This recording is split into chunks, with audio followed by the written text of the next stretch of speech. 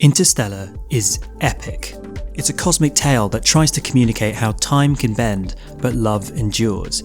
Every filmmaker has to face certain challenges. How much can we get away with on a tight budget with limited time? How do we communicate our most complex ideas? Can we thrill an audience with scale and spectacle, whilst also telling an emotional story? To me, Interstellar is fascinating because of the depth of its scientific endeavour. At the same time, it strikes me as Christopher Nolan's most personal film. I'm a filmmaker, but I'm also a physics graduate, and I actually did my thesis on this movie. In this video, I'm going to try and understand how Interstellar approaches both science and filmmaking. I'll do this by considering the research papers the production published, the key genre elements that make up science fiction, as well as discuss Nolan's storytelling techniques. Later, I'll consider Interstellar's legacy and where it now sits alongside other science fiction films. But before we jump into this video, I want to leave a quick reminder to subscribe and leave a like on the video. Your support is incredibly meaningful to me. Filmmaking is an overwhelmingly challenging art form, but I'd also argue it's a who dares wins type of art form. So with that being said, this is how, on Interstellar, Christopher Nolan approached the filmmaking of the impossible. Interstellar originated conceptually between producer Linda Obst and theoretical physicist Kip Thorne. Carl Sagan had initially set these two up on a blind date, and what started as a failed romance ended up being a creative partnership. They dreamed of making a genuinely scientifically accurate movie. Their conversation began with one simple idea. What if the most exotic concepts within theoretical physics suddenly became accessible to human beings? This idea attracted Steven Spielberg to attach himself as the director, and later Jonathan Nolan was hired to write a script. When Spielberg stepped away from the project, Linda managed to reach out to Jonathan Nolan's brother, Christopher, who realised he could take this project and combine it with several of his own ideas. In Kip Thorne's book, The Science of Interstellar, it's revealed that Linda wrote some worrisome notes during this time. Tomorrow we could wake up and Chris Nolan could be gone. After 2.5 years of waiting, he could come up with his own idea. Another producer could hand him a script he likes more. He could decide to take a break. Then I would have been wrong to have waited for him all this time. It happens. That's my life. The lives of creative producers. But he's the perfect director for us. So we wait. Well, after a lot of anxious waiting, Linda got to see how it would turn out. After finishing his Dark Knight trilogy, Christopher Nolan came on board and he didn't overhaul the project's development. Instead, he embraced the idea of a collaboration with Linda and Kip. Nolan wanted to consider the project's ambitions in a practical way. He began by asking Kip, what would it look like if I placed an IMAX camera in front of a black hole? Their journey to trying to answer this led to the publication of a research paper. The name next to Kip Thorne's is Paul Franklin, the VFX supervisor for Interstellar. The paper outlines how this collaboration tried to answer Nolan's question literally. It's very specific in regarding not what the human eye would see, but rather what an IMAX camera would see. Their research factors in specifications for an IMAX camera. In a world where you can't travel millions of light years to set up your filming location, this is your next best thing. Kip and Paul's VFX team collaborated on building a simulation code that could realistically depict a black hole. There was previous research they could look at that computed how black holes bend light. This offered a mathematical starting point to build a simulation. For the purpose of making a film, the question here is really, how exactly would you like your black hole to be? Theoretically, black holes can either be static or spinning. This in turn affects their appearance and the warped nature of space around them. Christopher Nolan's script actually dictated a lot of the constraints on how the black hole could look. The gravitational time dilation on Miller's planet is such that 1 hour on the planet equals 7 years on Earth. Nolan said that this was a non-negotiable thing for his script. Kip Thorne realised that if Miller's planet was as close to the black hole as it could be without falling in, then Gargantua has to be spinning very fast. In fact, it has to be spinning close to the maximum amount any black hole could. To understand how spinning black holes bend light, you first need to understand caustics. Have you ever gone swimming and noticed the way light acts at the bottom of a pool?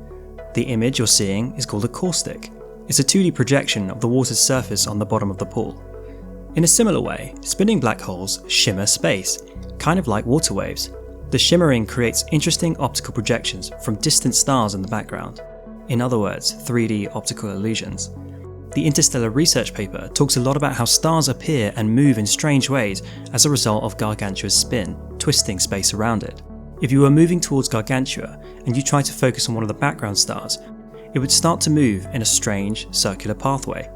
The resulting simulation of this idea leads to a stunning, hypnotic and twisting star field. Looking closer into Gargantua reveals that the star field becomes increasingly more compressed.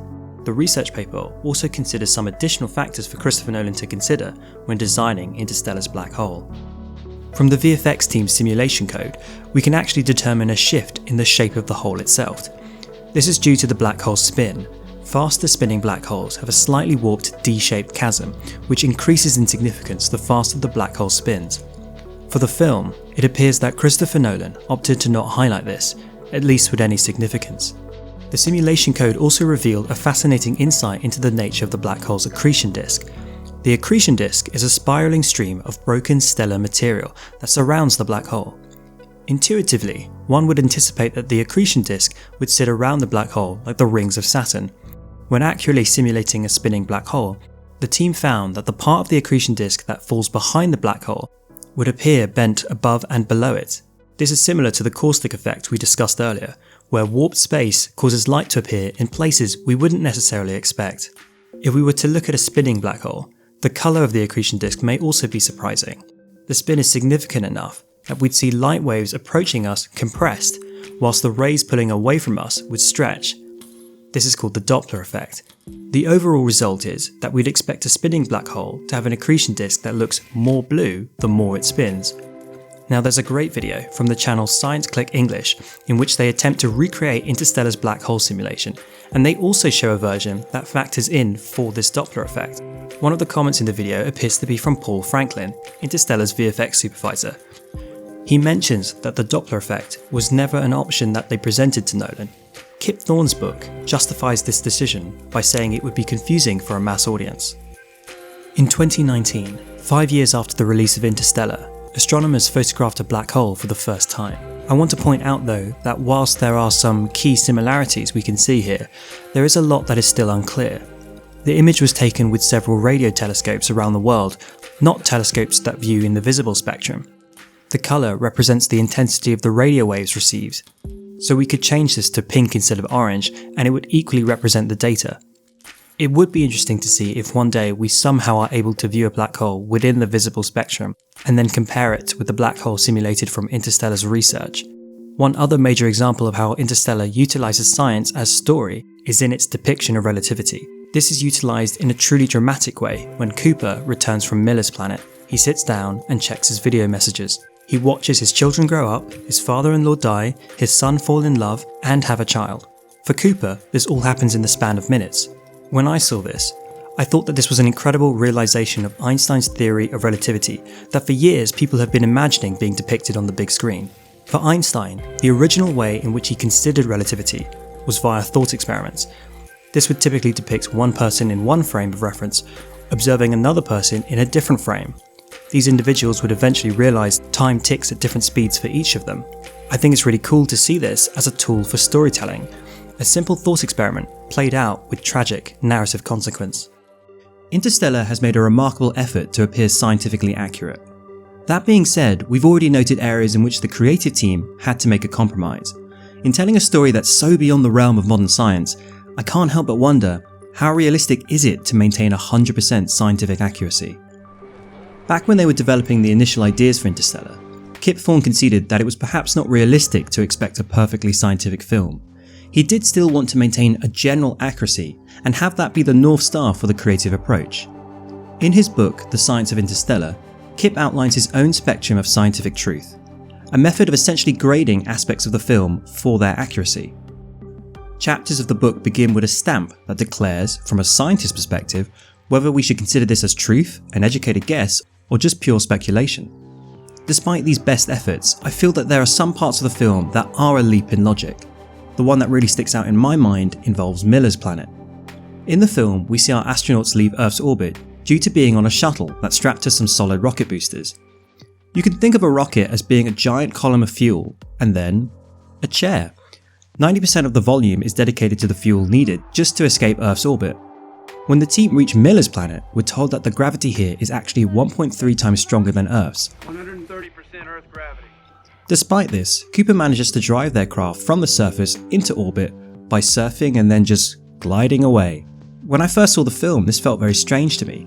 I am somewhat sympathetic though, because I doubt that this is something that occurs to the majority of audiences, and I imagine paying attention to the rocket science may have taken a lot of the thrill out of this tense sequence. There is an aspect of Interstellar's fiction that I'm more interested in though. These are the parts that would come under the educated guess and speculation sections. When I was 17, I visited the Cavendish Laboratory in Cambridge, and during a lunch break I met theoretical astrophysicist Donald Lyndon Bell. He was the first person to theorise that galaxies have supermassive black holes in their centre, and he was also the president of the Royal Astronomical Society. Cambridge is the sort of place where you might find whiteboards in the cafe, and here he was scribbling away whilst having his lunch. I asked him what he was working on and he laughed. He said, "Oh, this is nothing important. I'm just using general relativity to make an infinitely long cylindrical universe inside an infinitely long cylindrical universe. Inside an infinitely long, you get the idea." So he was using physics to create a Russian doll of universes for his own amusement, all whilst eating a sandwich. When I heard the news that Donald Lyndon Bell had passed away, I couldn't help but feel the weight of knowledge that was leaving the world, but I also thought a lot about how playful he was when I met him. So what occurs to me about the final act of Interstellar is that it feels true to the kind of speculation a theoretical physicist might have. If you could control space and time, what are the kinds of things you could make? What are the kinds of things you could do?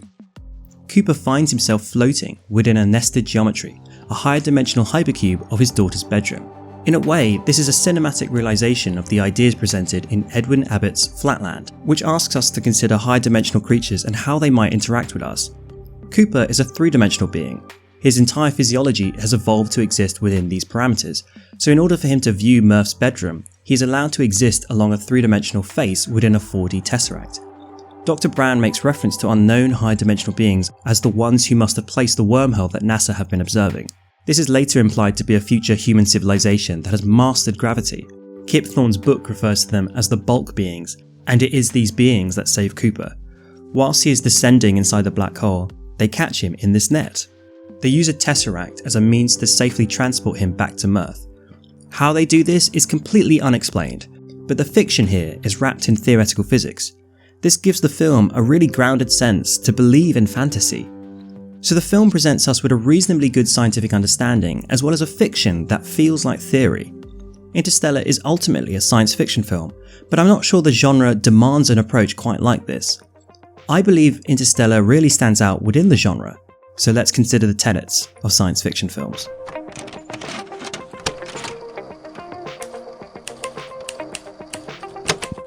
In John Truby's The Anatomy of Genre, he outlines that true science fiction films obey these rules. Science is the story. These are films where the interaction between humans and science is a driving engine for plot. Science fiction films do not describe technology as a foreign entity to human life. Instead, technology is humanity extended. Science fiction films are also concerned with how to create society, more specifically how to create a better society. Some science fiction films show us dystopian worlds, which leave us with cautionary lessons about making the wrong choices. Others actively show us the birth of a new world. Science fiction films are also concerned in describing culture. These are the ideas, moral codes, and plans that create a way of living. It's also how the system justifies itself and convinces individuals to accept a way of living. In the most extreme cases, this is a culture that traps the individual members. Many of the science fiction films we know and love also embrace genre mixing. Blade Runner, for example, is a science fiction film mixed with the noir detective genre. Some films also mix genres so heavily that science fiction is more setting than genre. Ultimately though, true science fiction films obey these rules because true science fiction teaches us about ourselves. I think the more interesting films find subversive ways of exploring these conditions. Arrival is a good example of this. The society is established through the mundane elements of military procedure. We also see the intimate life of Amy Adams' character, which establishes her perspective. The cultural element is how different nations choose to approach their interactions with the alien lifeform. This leads to a distrust and uncertainty over international cooperation. So far, these are things that are all very grounded approaches. The science as the story element in Arrival is language, and the psychological impact learning a new language has on the way we see the world. This is a very surprising thing to see as being the technological advancement in a science fiction film. I also think that Interstellar follows John Truby's rules quite adequately. The description of society and culture are evident from the film's beginning, with extended runtime dedicated to establishing Cooper's farm life. We note how a change in climate has significantly impacted the food that can be produced. Educational opportunities are limited to only a handful of individuals. As the demand for farmers increases, There is also a political need to control information, forcing individuals to not question their state of existence. Christopher Nolan also highlights a change in society due to the events of the film.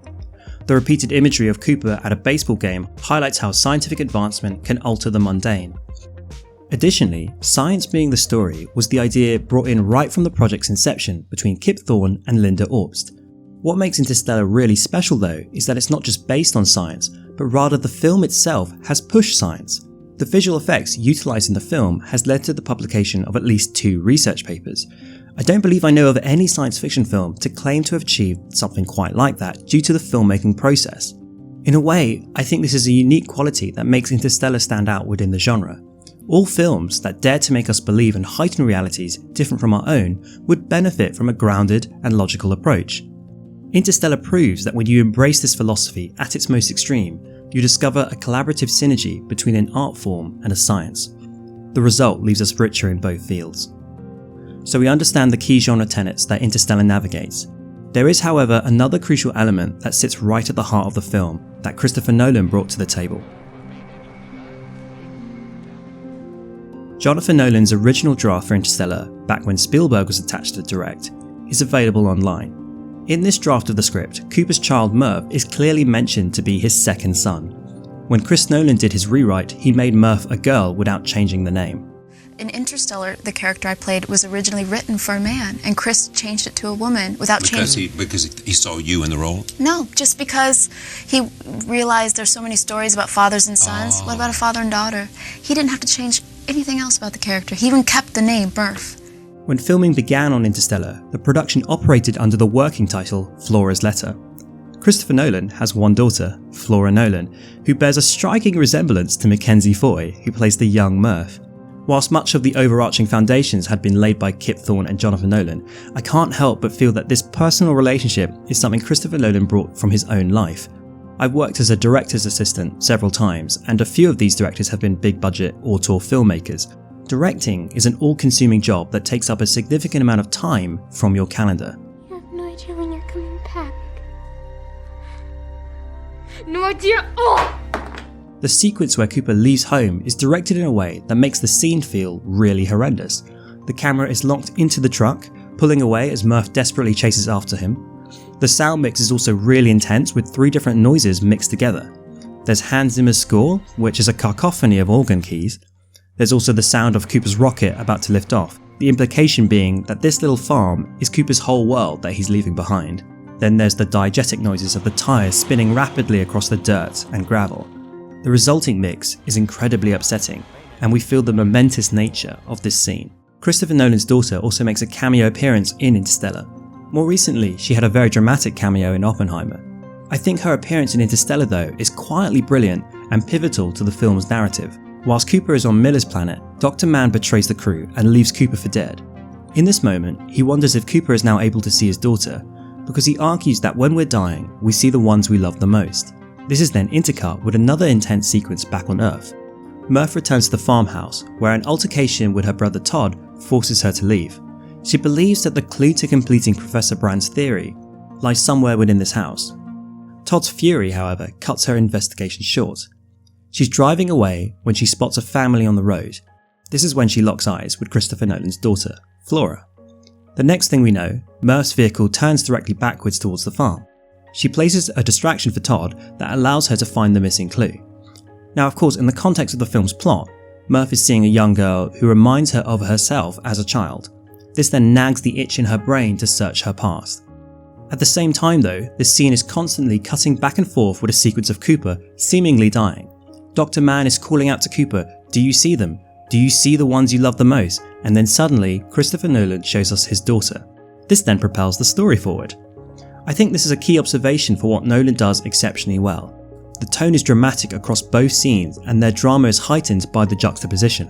There is a grand sense of spectacle within the extreme nature of these environments, galaxies apart.